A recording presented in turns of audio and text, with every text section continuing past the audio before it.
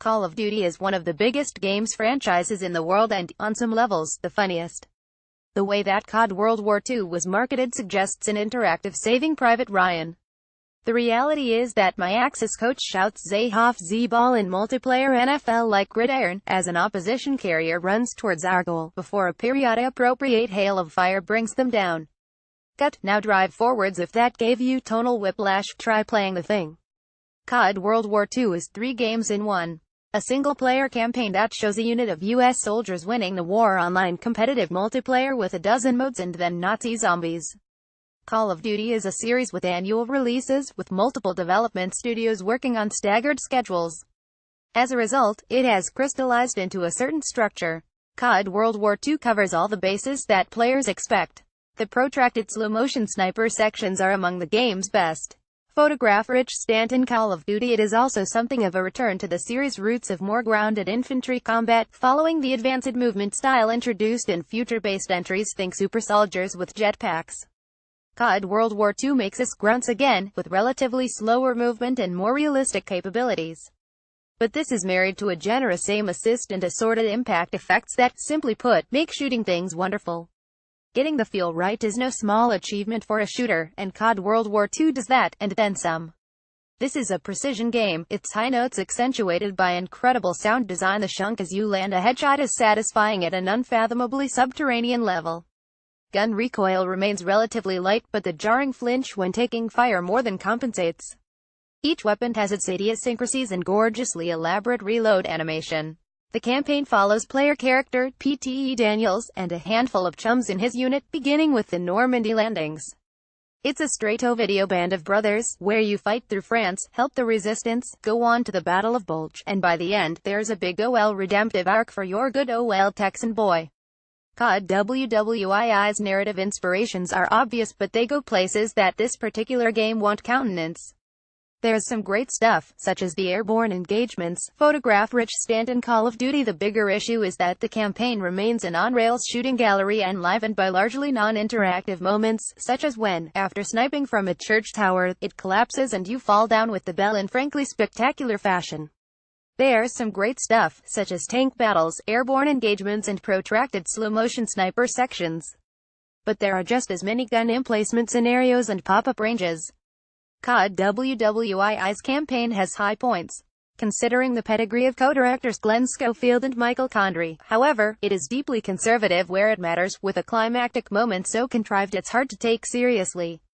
Could do better. Multiplayer. COD WWII's multiplayer is a beautiful core game smothered in messy menus. You start by choosing one of 5 specializations for your soldier, all of which are soon unlocked. There are a dozen ways to throw down with other players, from straight-up team deathmatch to war mode with unique maps and objective-based play, and gridiron, which is basically American football with guns. The multiplayer is exciting, fast, and fun. The old problems remain though, with spawn camping prime among them. But these modes are battle-hardened, everyone knows they work, and the basic thrill of shooting another player with this kind of feedback can never be understated. It can, though, be overstated in line with a silly trend towards rewarding players as encouragement. A successful shot is likely to see you awarded anywhere between 5 and 10 medals. Headquarters is a new multiplayer feature intended as a social space where you collect in-game missions and open supply crates, the latter a symptom of the highly profitable games as a service model. The supply crates are for cosmetic stuff, easy enough to ignore you'd think, though I couldn't help feeling that the unlock structure was nowhere near as rewarding as older CODs. The multiplayer is exciting, fast, and fun. Photograph-rich Stanton Call of Duty HQ is great nevertheless. The 1 vs 1 pit is its greatest flourish, a board where you can sign up to fight another player while others watch. Amazing fun. There's a tower to test out score streaks, the big-hitting multiplayer rewards, a scoring range where you can challenge others, and even a machine with ancient Activision classics to play. But you can't shake the feeling that it's been grafted onto something that doesn't necessarily suit it. The 3 elements of COD World War II exist in isolation, with each having to load its own front end separately, making the game feel like a bunch of wildly different modes yokered together into one big value, but ultimately dissonant package. Thing is, Nazi zombies might be the best part. This coupe wave shooter has an elaborate environment that unlocks in layers, requires a surprising amount of strategy, and in its unabashed schlockiness binds an intensity even beyond the campaign. It's bonkers, but it works, and it's notably more polished than a lot of the game's other elements. Things aren't all rosy. Playing the multiplayer since its Friday launch, there have been frequent server outages alongside areas where it has repeatedly failed, such as playing with friends.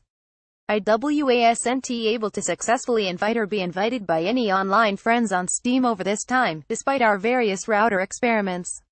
Call of Duty World War II, everything you'd expect. Photograph Rich Stanton. Call of Duty such rough edges, and there are many more, suggest that while COD World War II may look the part, this is actually a game rushed to hit release. There are at least 2 areas in HQ with placeholder vendors saying, coming soon.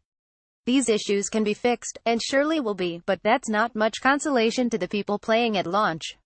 Shipping a game of this magnitude in such a shonky state suggests a troubled development, even if the final product just about passes muster. The way COD World War II is packaged seems bizarre, but then these 3 individual games don't have much to do with one another anyway. Call of Duty is the golden goose for Activision, almost its own genre through sheer dint of popularity. This is everything you'd expect. I suppose you could call that praise. Activision PC Xbox One EPS 4 version tested £50, PEGI rating 18.